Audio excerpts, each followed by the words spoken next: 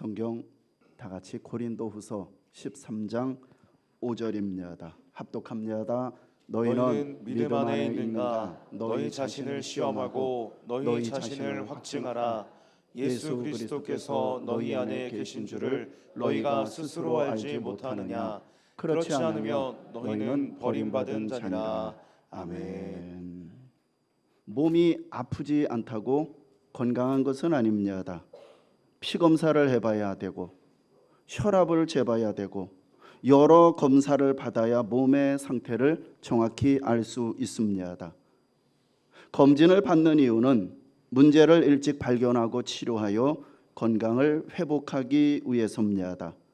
그런데 우리는 영혼과 우리의 믿음의 상태를 얼마나 스스로 살펴보고 스스로 점검하고 계십니까? 오늘 그런 문제를 갖고 같이 이런 주제로 나누고자 합니다.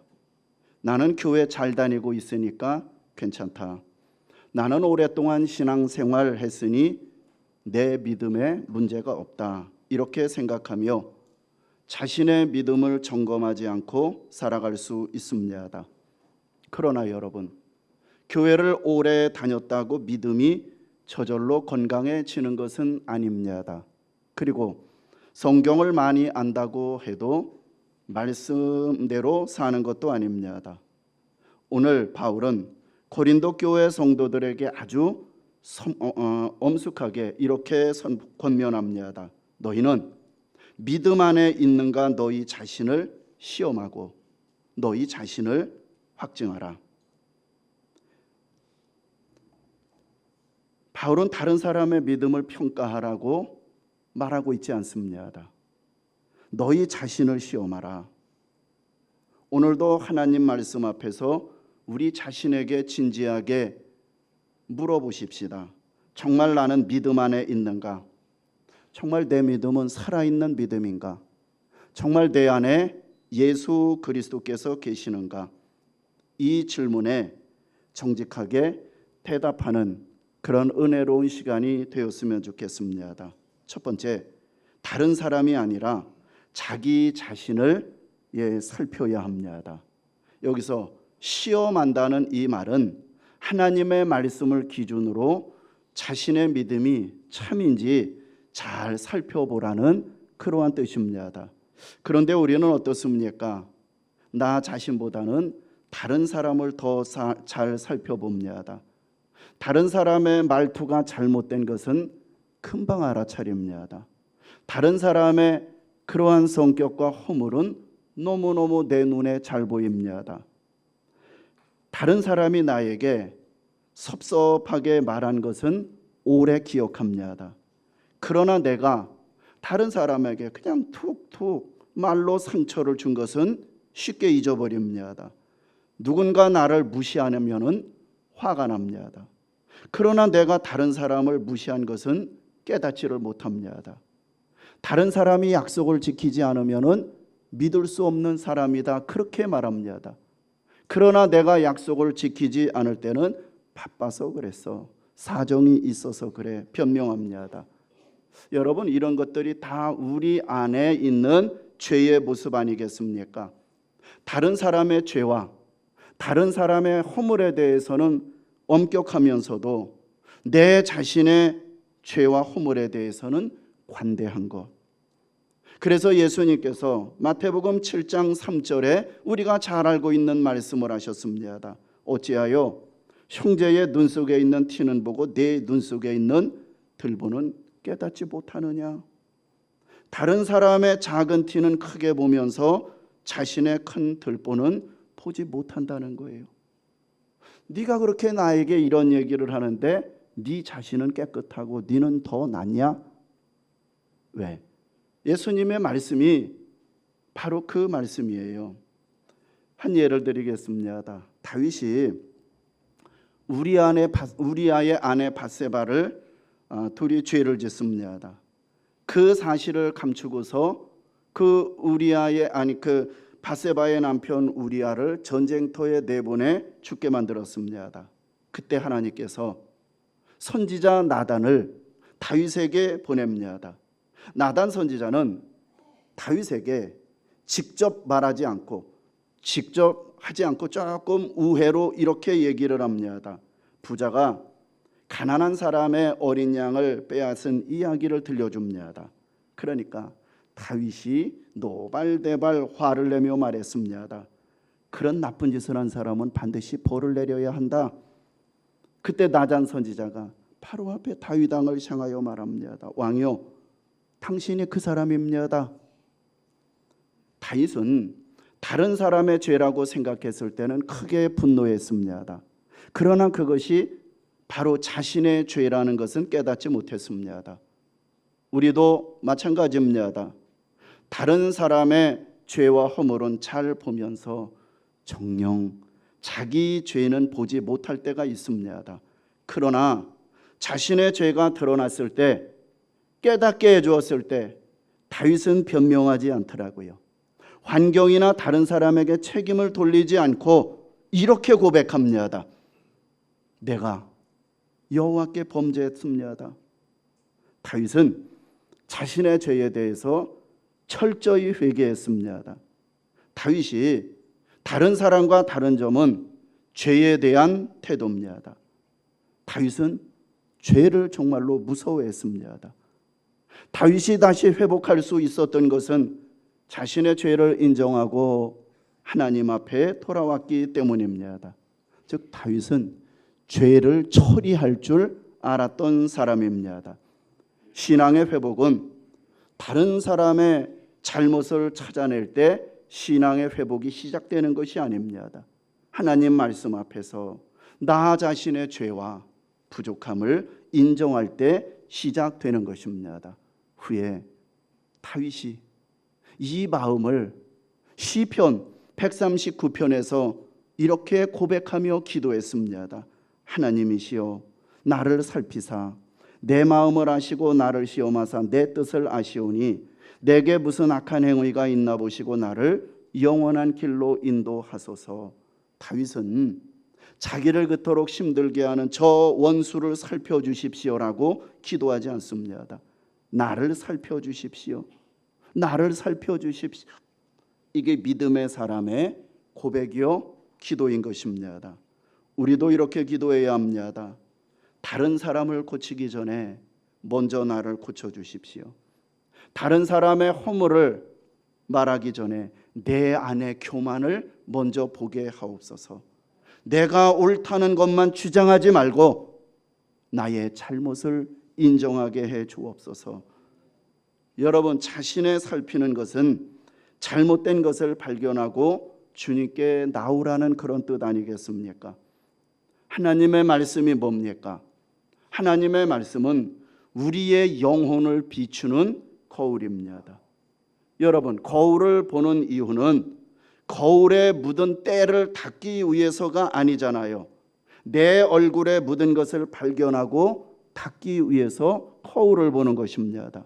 마찬가지로 하나님의 말씀을 듣는 이유는 다른 사람의 약점과 허물을 찾아내기 위해서가 아니라 말씀에 비친 나의 모습을 발견하고 고치기 위해서입니다.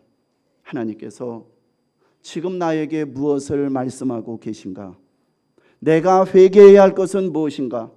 내가 고치고 버려야 할 것은 무엇인가? 자신을 살피는 사람은 넘어져도 다시 일어납니다. 자신의 부족함을 인정하는 사람은 늘 하나님의 은혜를 구합니다. 그러나 자신은 아무 문제가 없다고 생각하는 사람은 회개하지도 않고 전혀 변화의 흔적도 없고 그렇게 노력하지도 않는 것입니다. 여러분, 다른 사람을 판단하는 입을 절제하십시오. 다른 사람을 판단하고자 하는 손가락을 내리십시오. 다른 사람을 고치려고 하기 전에 자신부터 하나님의 말씀 앞에 세우십시오. 다른 사람의 허물을 보기 전에 내 안의 교만과 잘못을 먼저 보게 해달라고 기도하십시오. 날마다 하나님의 말씀 앞에서 자신을 살피고 새롭게 변화되는 우리 연정 가족들이 되시기를 바랍니다. 두 번째, 이 말씀이 주시는 두 번째 진리의 말씀은 자신이 정말 믿음 안에 있는지를 살펴야 할 것입니다. 내가 정말로 믿음 안에 있는지. 고린도 후서를 쓴 목적이 뭔지 아십니까? 고린도 교회 안에서 이 바울 사도의 사도권을 가지고 의심하는 사람들이 많았어요. 쉽게 말하면 당신은 어디서 신학교 했어? 신학교 졸업했어? 라는 이 문제가, 그렇기 때문에 바울은 자신이 전하는 복음, 자신의 사도권을 변증하기 위해서 고린도 후서를 쓴 목적입니다. 자, 고린도 교회는 바울의 사도권을 의심하는 사람들이 있었습니다. 그들은 바울이 참된 사도라면 증거를 보여달라고 요구했습니다. 그러자 바울은 그 질문을 그대로 그들에게 돌려줍니다. 너희들이 나를 시험하기 전에 먼저 너희 자신을 시험하라. 내가 참된 사도인지 따지기 전에 너희가 믿음 안에 있는지부터 살펴보라. 그들이 한 이야기를 그대로 다시 되돌려서 대답을 해주고 있는 것입니다. 고린도 교회 성도들은 다른 사람들을 판단하고 다른 사람들을 지적질하고 평가하는 데는 익숙했습니다. 그러나 정녕 자신의 믿음과 삶을 살피는 일에는 소홀했다는 거죠. 우리도 그럴 수 있습니다. 다른 성도의 믿음을 판단하고 교회의 부족한 점은 말하면서도 정녕 자신의 믿음을 살펴보지 않을 때가 많다는 거예요. 오늘 이 말씀 앞에 우리는 자신에게 물어야 합니다. 정말 내가 예수님을 믿고 있는지, 정말 내 믿음은 살아있는 믿음인지, 나는 믿음으로 살고 있는가, 아니면은 믿는다는 이름만 가지고 살아가는가.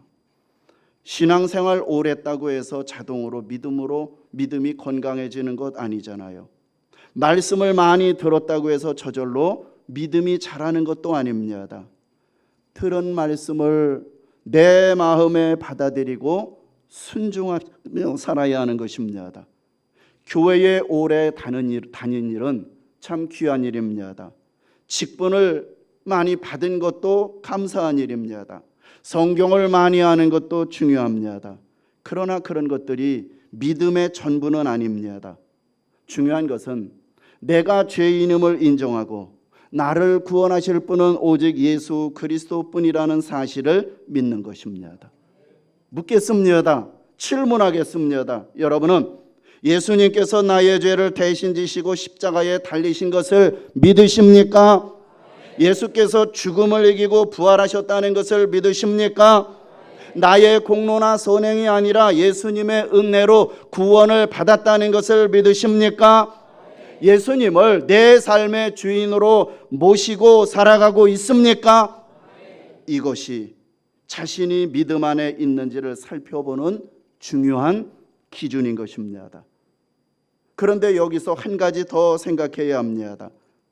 예수님을 믿는 순간, 어떤 사람은 성령을 받았다. 그 순간 우리의 성격과 우리의 습관이 완전하게 바뀝니까? 그것은 아니에요. 예수님을 믿는 순간 은혜를 왕창 받았다고 해가지고 성격과 습관이 완전히 바뀌는 것은 아닙니다. 오랫동안 자기가 가지고 있었던 잘못된 습관이 여전히 남아 있을 수 있습니다. 성격적인 약점도 있고 고쳐지지 않은 부분도 있습니다.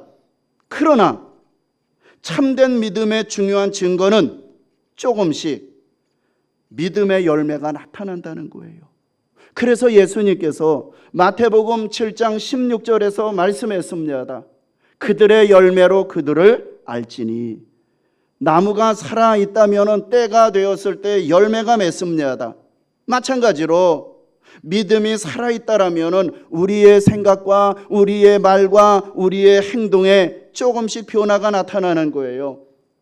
사랑하기 어려운 사람을 사랑하려고 합니다. 용서하기 어려운 사람을 용서하려고 합니다. 전에는 화가 나면 감정대로 말했지만 이제는 말을 멈추고 절제합니다. 전에는 내 주장만 앞세웠지만 이제는 다른 사람과 공동체의 유익을 생각하며 절제를 합니다. 이것이 살아있는 믿음의 열매라는 거예요. 물론 이 열매는 우리를 구원하는 것이 아닙니다. 이 열매가 우리를 구원하는 것은 아닙니다. 우리는 사랑과 순종으로 구원받는 것이 아니라 오직 예수 그리스도를 믿음으로 구원받습니다. 열매는 구원의 조건이 아니라 구원받은 생명이 살아있다는 증거라는 거예요. 사과나무가 사과를 맺어서 사과나무가 되는 것이 아니잖아요. 사과나무이기 때문에 사과가 열리는 거예요. 마찬가지로 우리가 예수님을 믿어 구원받았기 때문에 사랑의 순종의 열매가 나타나는 것입니다. 이것이 바로 살아있는 믿음의 열매인 것입니다. 그러므로 이 믿음은 한번 확인하고 끝나는 것이 아니라는 거예요. 예수 그리스도를 믿고 영접했으면 물론 구원을 받아요. 그러나 우리는 그것은 한 번이고 계속해서 우리가 믿음의 열매가 어떻게 날아나는가, 내 믿음이 참된 믿음이라는 것이 내 믿음의 열매로 어떻게 나타나는지 날마다 확인하고 또 확인해야 한다는 거예요. 그것이 오늘 바울의 표현에 의하면 날마다 자신을 살펴야 하는 거예요. 말씀을 읽고 순종하는 일을 소홀히 하지는 않았습니까? 사람에게 상처받은 상처 때문에 사랑과 기쁨을 잃지는 않았습니까? 입술로는 주님을 믿는다고 주구장창 외치면서 생활은 내 마음대로 하고 있지는 않습니까? 이 질문 앞에 내 믿음이 약해졌구나, 내 믿음이 이렇게 추락했구나라고 발견했다라면, 그것이 점검이 됐다라면 숨기지 마십시오. 내 약해진 믿음을 그대로 가지고 주님 앞에 나오십시오. 베드로가 예수님을 3번 부인하면서 엄청 신앙으로 자빠져 버렸습니다. 넘어져 버렸습니다. 그러나 예수님께서는 베드로를 버리지 않으셨습니다. 부활하신 주님께서 먼저 베드로를 찾아갑니다. 네가 나를 사랑하느냐? 그리고 내 양을 먹이라고 다시 사명을 맡기셨습니다. 주님께서는 크게 넘어진 실패한 베드로의 인생을 끝내지 않았어요. 너는 소망이 없다, 너는 너무 인간성이 안 됐다라고 그렇게 버리지 않으셨다는 거예요.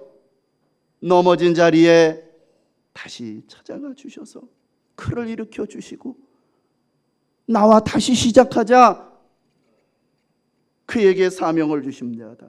새로운 믿음의 길을 걷게 하셨습니다. 오늘 이 시대에 우리에게도 동일한 은혜를 베풀어 주십니다.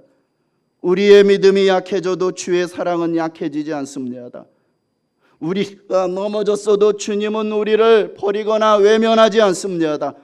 우리가 회개하고 돌아올 때 주님은 용서하시고 주님은 다시 일으켜 주시고 주님은 다시 우리에게 정말로 해야 할 일을 위임하시는 주님이십니다. 자신의 믿음을 살피다가 내 부족함이 발견됐다라면 그 부족함을 가지고 제발 십자가 앞으로 나오십시오. 우리의 죄를 용서하시고 약한 믿음을 붙드시며 넘어진 자리에서 다시 일으켜 주시는 주님의 한없는 위로와 은혜가 여러분들에게 충만하시기를 바랍니다. 세 번째, 또 하나 바울은 빼놓지 않습니다. 예수 그리스도께서 내 안에 계시는지 살피라라고. 오늘 5절에 그것이 마지막, 그것을 살피라는 거예요. 예수 그리스도가 너희들 안에 계시는지 살펴보라. 바울 당신이 정말로 사도권을 누구에게 받았어? 어디에서 받았냐? 증거를 보여줘라. 예수 그리스도께서 너희 안에 계신 줄 너희가 스스로 알지 못하느냐? 네 자신의 예수 그리스도가 있는지 살펴보라라고 말합니다. 기독교 신앙은 예수님을 나의 구조로 믿고 날마다 주님과 함께 살아가는 것이 우리 기독교의 신앙의 핵심입니다. 그렇다면 왜 예수님을 우리의 구주로 믿어야 됩니까? 그것은 단 한 줄로 얘기한다면 우리가 죄인이기 때문에 그렇다는 거예요. 왜 예수님을 우리의 구주로 우리는 믿어야 합니까? 우리가 죄인이기 때문에 그렇습니다. 우리는 하나님을 떠난 내 생각과 욕심대로 살았습니다. 우리의 신과 선행으로 죄의 문제를 해결할 수 없고 하나님의 심판 앞에서 자신을 구원할 수 없습니다. 그래서 예수님께서 우리를 구원하기 위해서 이 땅에 오셨습니다. 우리의 죄를 대신 지시고 십자가에 달리셨습니다. 우리가 받아야 할 형벌을 대신 받으시고 죽으셨습니다. 그리고 사흘 만에 죽음에서 다시 살아나셨습니다.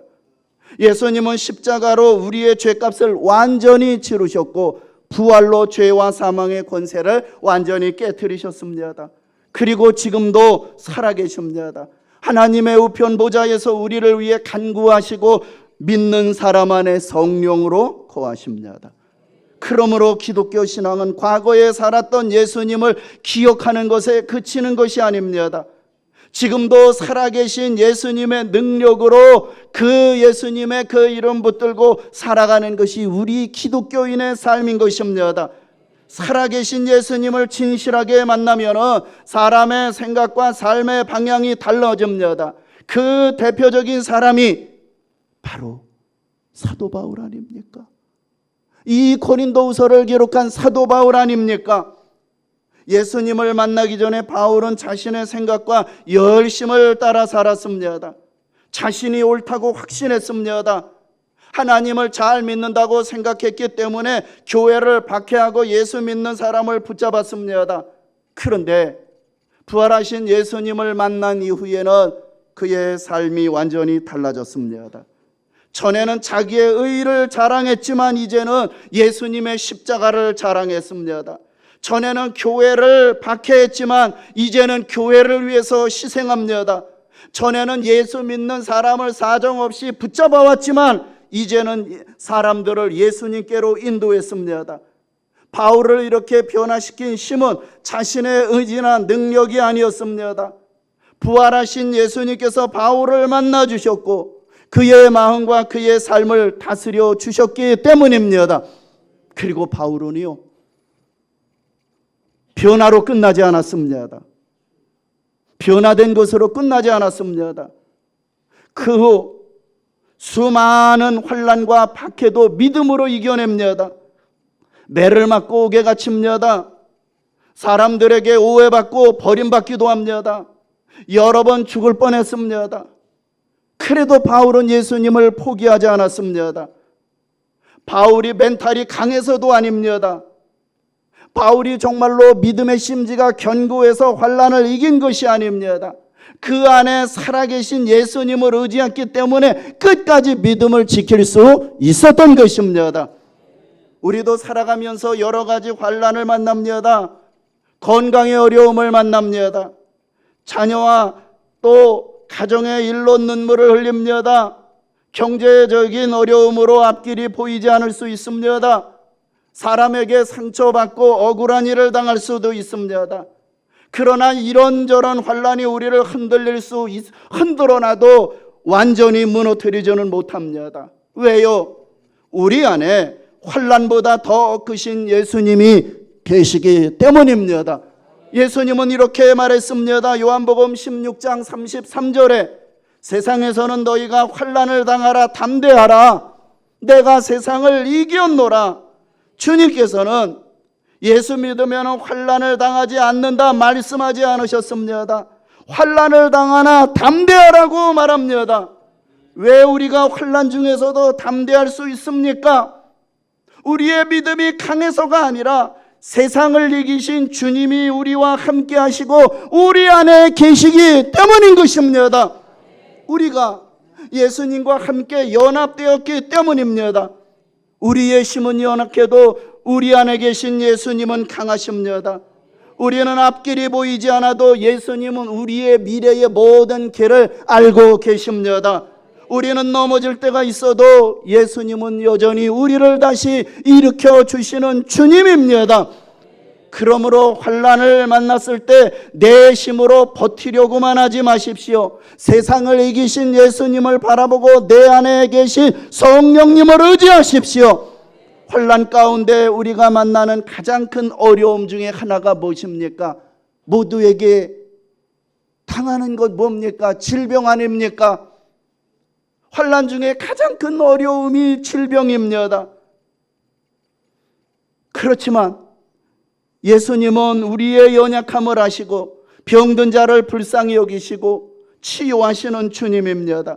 사람들이 사복음서 얘기하는 겁니다. 사람들이 병든 자를 외면하고 병든 자를 가까이 하지 않을 때도 예수님은 그들에게 가까이 다가가셨습니다. 그들의 아픔을 보셨고 부르짖음을 들으셨고 치료해 주셨습니다. 12년 동안 혈루증으로 고친 여인을 고쳐주셨습니다. 38년 동안 누워 있었던 병자를 걷게 하셨습니다. 어렸을 때부터 보지 못했던 맹인 자신의 눈을 보게 하셨습니다. 주님은 지금도 우리의 육체의 고통과 마음의 두려움을 모두 알고 계십니다. 우리가 어디가 아픈지, 우리가 얼마나 힘든지, 밤마다 어떤 두려움과 싸우고 있는가를 다 알고 계십니다. 그러므로 질병을 만났을 때 낙심하지 말고 치료하시는 주님께 믿음으로 기도하십시오. 기도하면서 의사의 진료와 치료도 성실하게 받으십시오.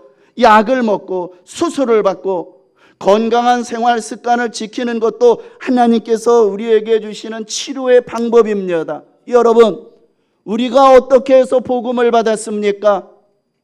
우리 이민족, 우리 조상들에게 받은 것이 아니지 않습니까? 우리 민족과 아무런 상관없는 그 해외의 그러한 선교사들입니다. 선교사님들이 선교할 때 들어와서 제일 먼저 시작한 선교가 무엇입니까?